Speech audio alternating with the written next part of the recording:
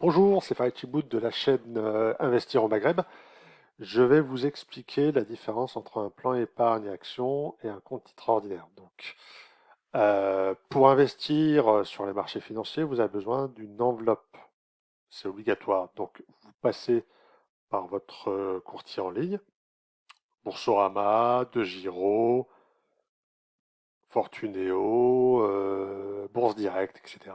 Et vous ouvrez soit un PEA, soit un compte titre, selon votre projection d'investissement, selon votre stratégie, selon beaucoup de choses. Donc moi, je vais vous lister les différences et je vais vous dire à chaque fois pourquoi je choisirais ça et pourquoi je choisirais l'autre.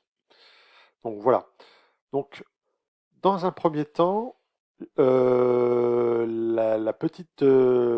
la grosse différence, c'est que un PEA, vous pouvez investir un PEA que d'actions européennes, françaises et dans l'Union européenne hors Angleterre, hors Royaume-Uni. Vous ne pouvez pas investir dans des actions anglaises. Donc, ça vous limite en termes de géographie. Avec un PEA, vous n'avez pas accès au marché américain. Donc, c'est complètement limité. Un compte titre ordinaire, vous pouvez investir n'importe où dans le monde. Donc, il n'y a pas d'obligation géographique. Le versement, pour un PEA, il est de 150 000 euros max. Donc, je parle de versement, c'est-à-dire qu'admettons, vous avez versé 140 000, mais les dividendes que vous avez cumulés, admettons, c'est 50 000. Ça fait 140 plus 50, ça fait 190 000. Il vous reste 10 000. Là, je parle de versement. Si les dividendes sont à additionner, ça ne rentre pas dans le cadre des versements. Donc, quand on dit versement de 150 000 euros, on parle de versement et pas des dividendes qui ont été générés par les versements précédents. Un compte titre, il n'y a pas de limite, c'est nos limites. La déclaration fiscale, il n'y a pas besoin de faire, c'est votre courtier en ligne qui le fait. Par contre, le compte titre, il faut faire dans un premier temps une déclaration au fisc comme quoi vous avez un compte titre. Il y a une feuille CERFA. Et dans un second temps, chaque année, il faut faire une déclaration sur vos plus-values ou moins-values ou bien vos gains en dividendes chaque année.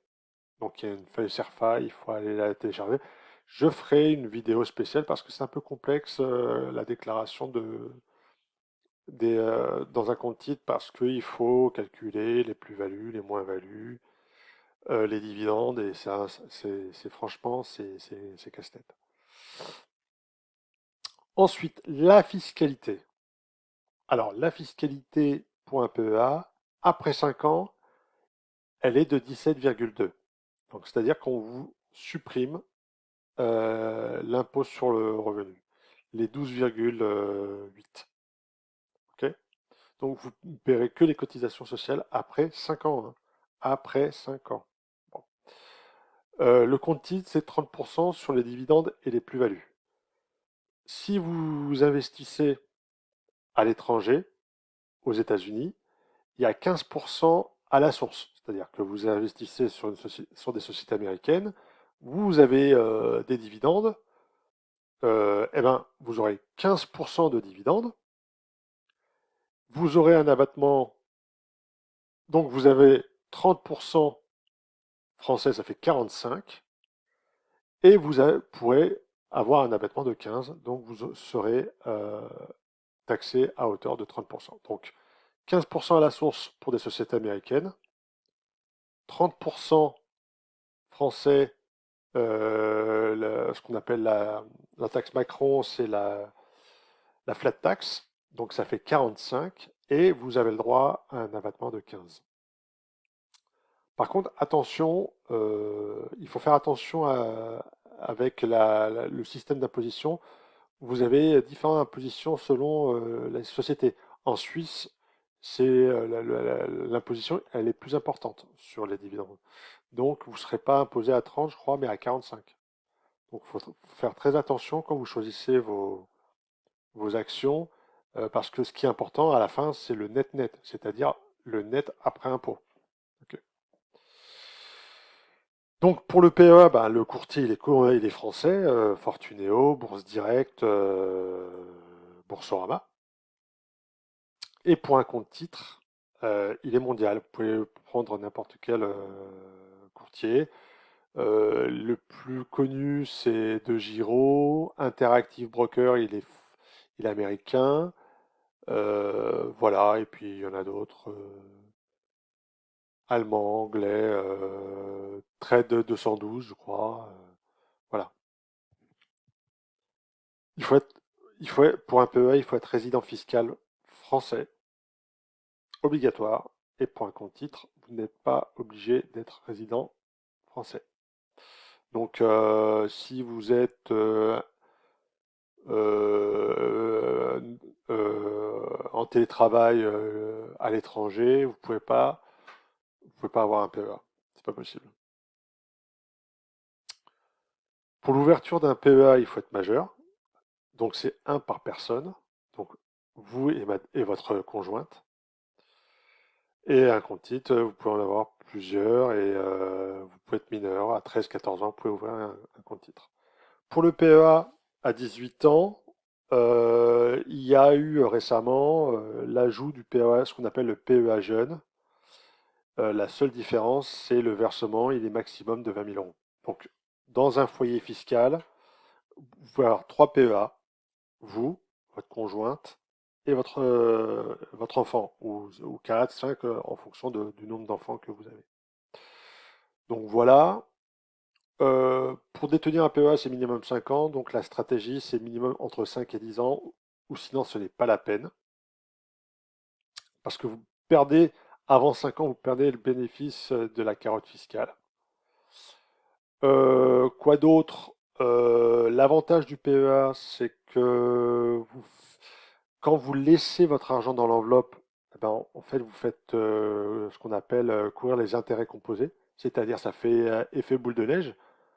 Parce que vous n'avez pas d'imposition chaque année qui vous coupe votre rendement, tandis que là, l'imposition, il se fera à la fin, à la sortie, au retrait, ce qui n'est pas le cas avec le compte titre. Compte titre, chaque année, vous allez avoir 30%, chaque année, vous allez avoir 30%. Donc si vous êtes dans une stratégie long terme avec effet boule de neige, je conseille un PEA. Si vous êtes dans une optique achat-revente, c'est-à-dire que vous achetez des sociétés qui vont pas bien et que vous espérez une remontée, puis après vous la vendez pour récupérer une plus-value, je vous conseille le compte titre. À ce jeu-là, le compte titre est très bien adapté. Bon, bah, vous faites la différence et vous payez les 30% à la fin de l'année. Si vous voulez miser sur des bonnes boîtes américaines, je vous conseille le compte titre. Parce que s'il y a des espérances de gain des bonnes boîtes américaines, ben, le compte titre est l'outil adapté parce que vous ne pouvez pas avec le PEA. Le PEA, c'est réservé qu'aux actions européennes. Voilà, on a tout dit. Moi, j'ai les deux. J'ai un PEA et j'ai un compte titre. J'ai un PEA chez Boursorama et j'ai un compte titre chez De Giro. Voilà. De Giro, qui est une société hollandaise, qui est très bien, qui a des frais d'ordre pas très chers et donc très bien adapté pour les achats de sociétés américaines. Voilà, donc j'espère que j'ai été pédagogique et si vous avez des questions, vous pouvez me les mettre en commentaire, vous rétribuez la vidéo si elle vous a plu d'un pouce, comme ça améliore mon algorithme et je vous dis à la prochaine vidéo.